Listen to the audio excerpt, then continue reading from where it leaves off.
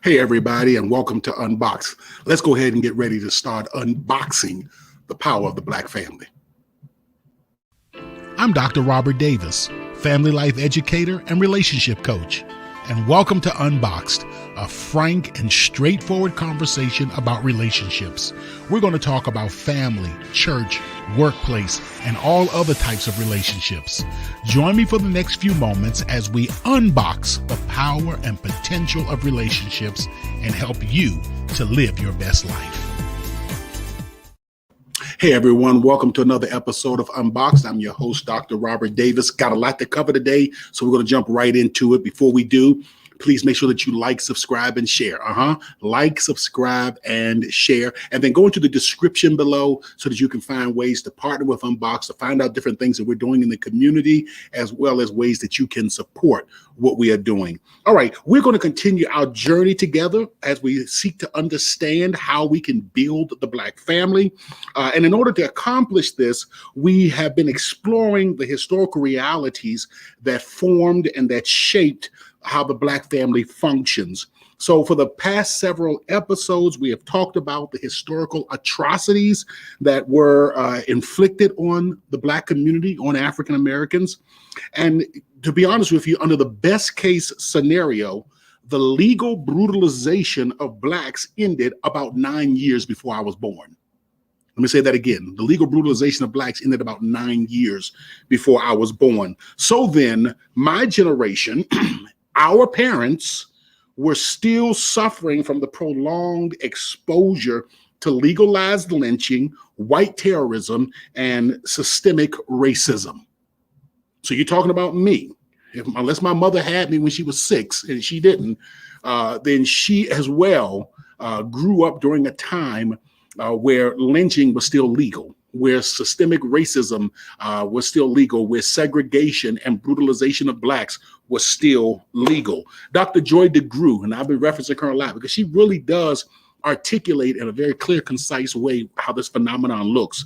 Dr. Joy DeGruy says the slave experience was one of continual violent attacks on the slave body, mind, and spirit. Slave men, women, and children were traumatized throughout their lives, and the violent attacking during slavery persisted long after emancipation. In the face of these injuries, those traumatized adopted their attitudes and behaviors to simply survive. And these adaptations continue to manifest today. To understand the Black family, you have to understand the history of Blacks in America. So yesterday, we discussed the emotional and psychological toll that racism has taken on the Black family as a whole, but more specifically, the Black woman. As I mentioned yesterday, the Black woman has historically allowed themselves to be humiliated and degraded to save the Black family and to save the Black man.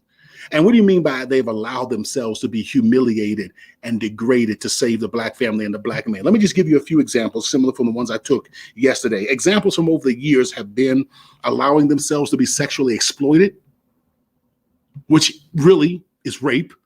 I'm trying to be polite here, but allowing themselves to be sexually exploited, coercing their daughters into sexual acts with slave owners and plantation owners to spare them from even greater brutalities, denigrating and disrespecting the Black man so that their children wouldn't view him as a father figure and risk genocide of the entire family or the entire community. Because if it was ever perceived that a Black man on the plantation, if a Black man in the community, remember Malcolm X, Martin Luther King, Medgar Evers, the list goes on and on and on, were all assassinated for one simple reason: they were too strong of Black men. You get too strong as a Black man, you're going to get killed. And I can keep on going on with just a list of names, just reads like the who's who of Black men that stood up for what they believed in. And if you stood up for what you believed in, you got killed.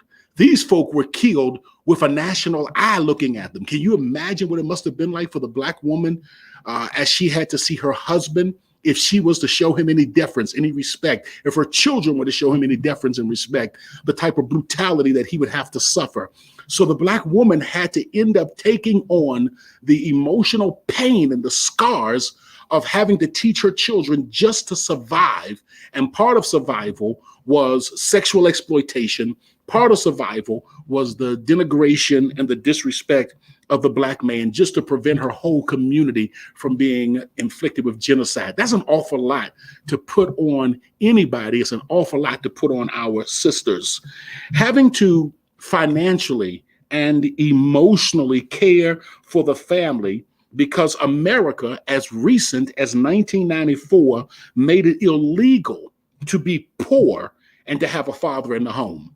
So the Black woman has had to financially and emotionally care for the Black family, because as recently as 1994, 1996, the 2000s, America passed laws that made it illegal to be poor and to have a Black man in the home.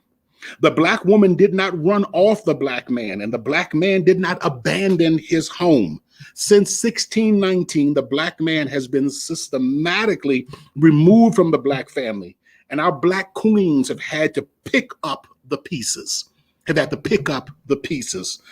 is why I tune out men like Bill Cosby and President Obama, who lecture the Black father about how the Black father needs to be in the home. The Black father needs to be in the home. They feel comfortable lecturing the Black father without ever having the moral or the political courage to address the historical and current system that made their presence impossible.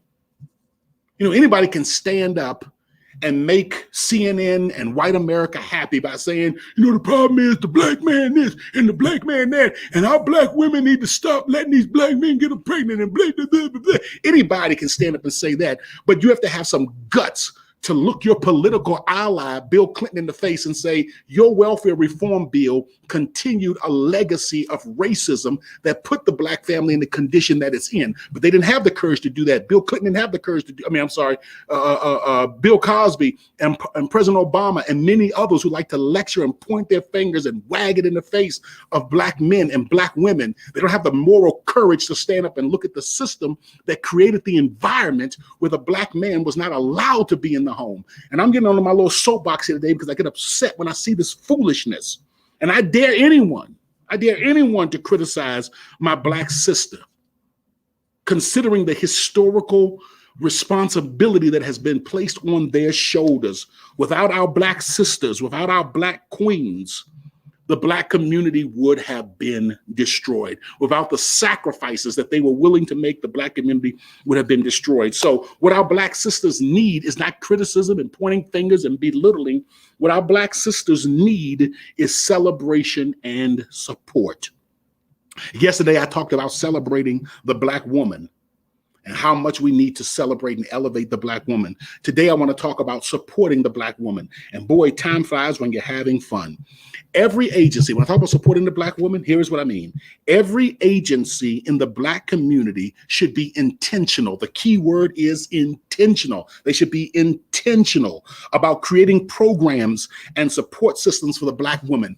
I'm talking about Black banks. I'm talking about Black churches. I'm talking about Black schools. I'm talking about Black businesses. They should be intentional about getting their resources and putting them together and developing and creating programs and systems that will support the Black woman who has had the Black man intentionally run out of the home.